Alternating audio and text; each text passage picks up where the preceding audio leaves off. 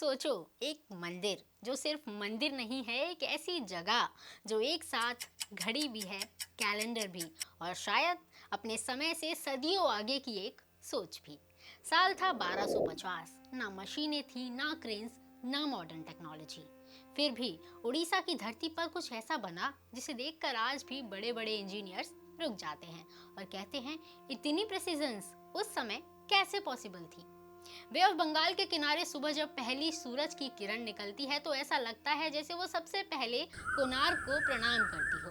पत्थरों पर पड़ती हुई वो रोशनी, समुद्र की हवा और सामने खड़ा वो विशाल रथ जैसा मंदिर। सच कहें तो ऐसा लगता है जैसे इतिहास अभी अभी यहाँ सांस ले रहा है। 13वीं सदी में जब दुनिया के कई हिस्से बेसिक आर्किटेक्चर सीख रहे थे, तब उड़ीसा के राजा नरसिम्हदेव प्रथम ने एक सपना देखा। उन्होंने कहा, मंदिर नहीं बनाना, सूर्य देवता का रथ बनाना है। एक ऐसा रथ जिसमें होंगे 24 विशाल पहिए, 7 घोड़े, और पूरा मंदिर ऐसा लगेगा जैसे खुद सूर्य देव आसमान से यात्रा कर रहे हों। फिर शुरू हुआ एक असंभव सा काम।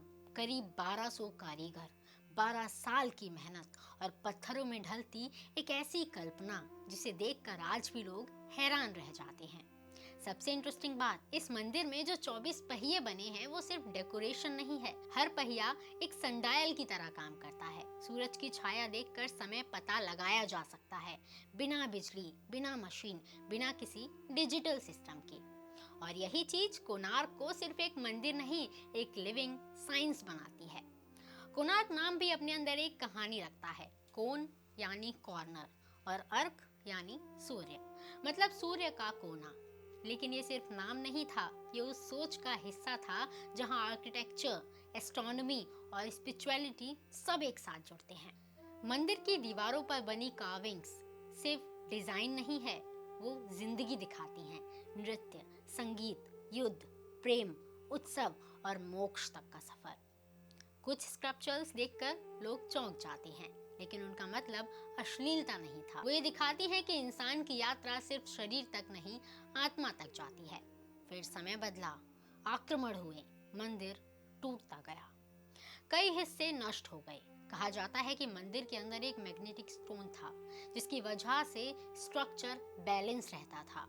कुछ लेजेंड्स तो ये भी कहते हैं कि उसी वजह से समुद्र में चलने वाले जहाजों के कंपास तक डिस्टर्ब हो जाते थे।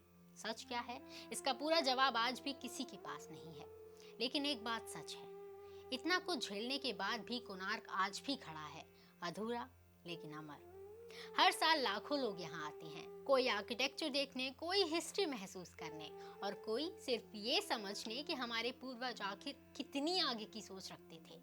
यूनेस्को ने इसे वर्ल्ड हेरिटेज साइट का दर्जा दिया, लेकिन सच कहें कोणार्क सिर्फ हेरिटेज साइट नहीं है, ये एक रिमाइंडर है कि इंसान जब दिल, कला और विश्वास से कुछ बनाता है तो समय से भी बहुत बड़ा हो जाता है।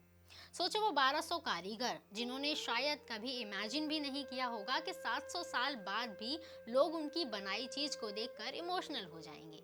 शायद उन्हें ये पता नहीं था कि उनके बनाए पहिए आने वाले समय में भी लोगों को समय का मतलब समझाएंगे। और शायद इसलिए कोणार्क सिर्फ पत्थरों का मंदिर नहीं है, ये उस सोच का नाम है जो टूट सकती है लेकिन मिट नहीं सकती।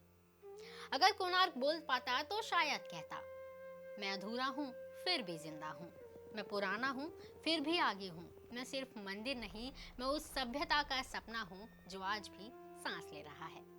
इस कहानी ने आपको कुछ महसूस कराया तो कमेंट में ज़रूर बताना कोणार्क ने मुझे क्या सिखाया। और अगर आपको लगता है कि ऐसी कहानियाँ और लोगों तक पहुँचनी चाहिए तो इसे शेयर जरूर करना। चैनल को सब्सक्राइब करना मत भूलना, क्योंकि ये सिर्फ जगहों के बारे में नहीं है, ये उन लोगों के बारे में है जिन्हें इतिहास भूलने नहीं देता।